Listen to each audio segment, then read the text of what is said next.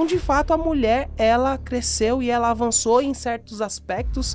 Eu assumo, a mulher nos passou. Todavia, quando a gente fala no contexto cristão, a gente sabe que há posições claras, né? Então, vós maridos, ame a sua esposa, assim como Cristo amou a igreja, e mulheres estáis sujeitas ao seu marido. Exato. E aí é onde vem a chamada submissão, que quando você fala sobre a submissão, aí é onde entra toda a polêmica. Sim. Primeira coisa, você como mulher, qual é a importância da mulher entender o lugar dela e o que de fato é uma mulher ser submissa ao seu esposo?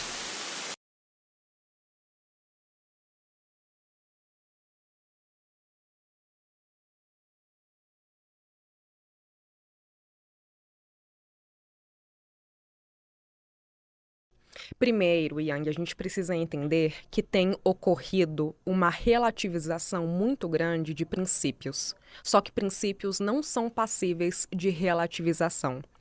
Eu vejo muitas pessoas, por exemplo, inclusive na igreja, tentando distorcer o significado da palavra submissão.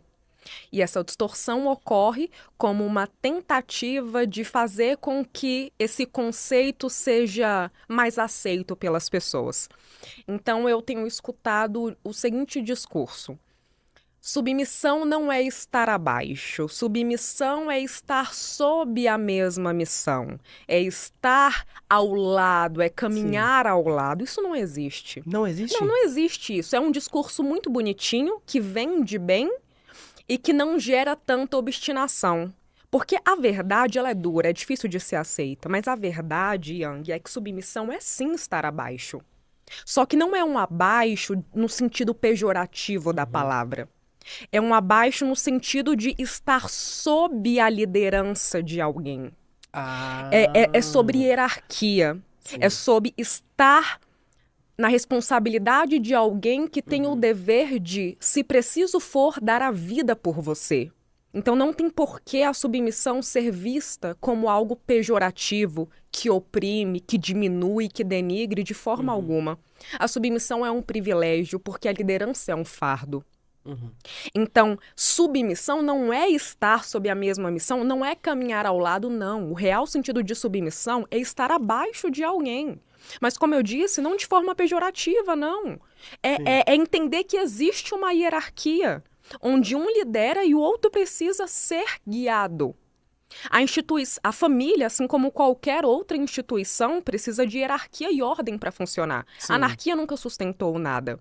Então eu vejo mulheres questionando a liderança do marido dentro de casa, mas não questionam a liderança do chefe, a liderança do governo, não questionam a liderança dos políticos, mas em casa elas querem bater de frente com o marido.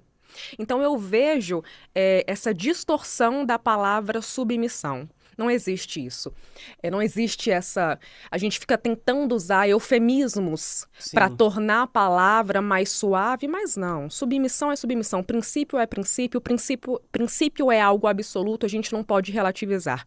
Inclusive, essa ideia de que submissão é estar sob a mesma missão é algo que eu só escutei dentro das igrejas. Porque se você tentar levar essa ideia para qualquer outro âmbito, você vai ver que não vai dar certo. Exato. Tenta levar esse conceito para o âmbito corporativo. Tenta agir com o seu chefe como se submissão fosse estar sob a mesma missão que ele.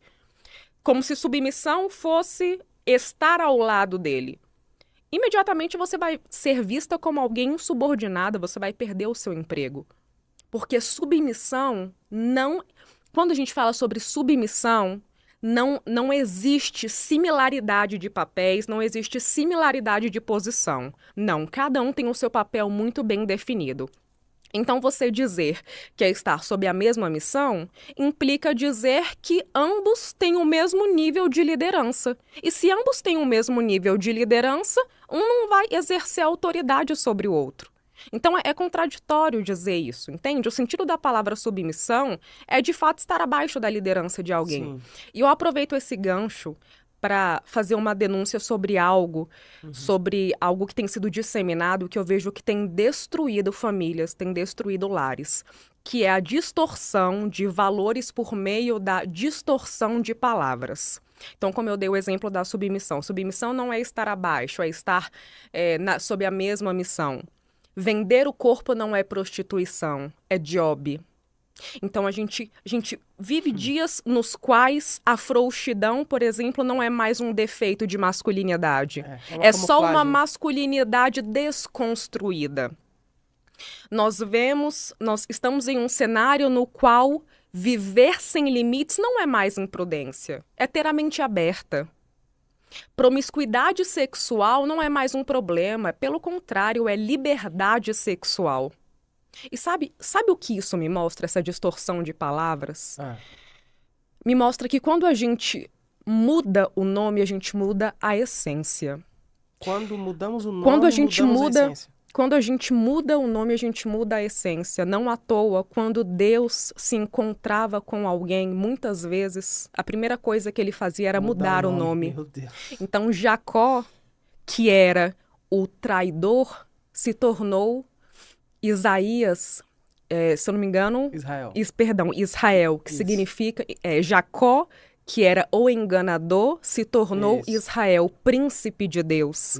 Saulo, que era o desejado, se tornou Paulo, que significa o pequeno, ou aquele que é humilhado. Então, quando a gente mexe no nome, a gente mexe na essência. Só que hoje, nós temos alterado os nomes não para redimir, mas sim para corromper. Por que eu digo isso? Porque quando a gente fala que vender o corpo, por exemplo, é prostituição, isso soa como algo agressivo, soa como algo até repugnante. Sim. Mas se eu falo que vender o corpo é job, poxa, é mais aceitável, não fere tanto os ouvidos. Então eu vejo que essa distorção das palavras visa normalizar os erros, tornar os erros mais aceitáveis. E aos poucos a gente vai começando a perder os nossos valores sem perceber. Então não se trata de uma questão meramente linguística. Trata-se de algo que é espiritual. Então a gente precisa estar muito atento a essas sutilezas, porque é assim que o maligno entra na vida da gente. Eu nunca me esqueço de uma música de um cantor famoso que eu ouvi nas rádios, que diz assim, e essa música estourou. Se existe sentimento, não é adultério. Se existe sentimento, não é adultério. E essa música viralizou. E eu penso, o quanto essa música entrou em mentes, entrou em lares e fez, mesmo que de forma inconsciente, as pessoas acreditarem que se existe amor não, mas se existe sentimento, paixão, desejo, não é tão errado assim. Não é adultério, né? Eu gostava dele. Poxa, não é traição.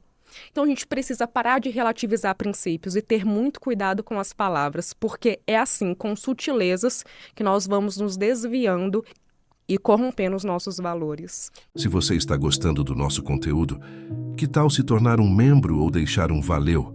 Isso ajuda bastante e dá um grande apoio ao nosso canal. Agradecemos de coração.